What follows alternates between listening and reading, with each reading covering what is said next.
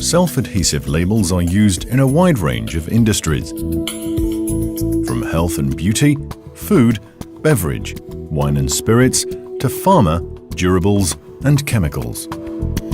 Now, all these different industries and end-use applications have different requirements.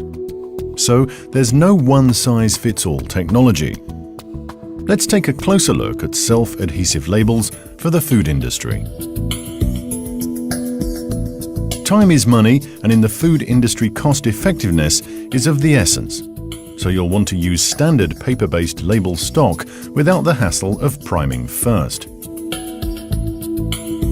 And of course, you'll want labels that trick your eyes with photorealistic images of the most tantalizing foods and ingredients that make you reach for your fork. But above all, food labels should be food safe. That's why ideally they should not contain any hazardous substances that could migrate from the label to the foodstuff. Meeting all these requirements is a tall order, but when it comes to food safety, dry toner is unbeatable. So for food-safe labels with photorealistic images that shout "Eat me," printed on standard label stock that doesn't need priming, Xeikon recommends dry toner.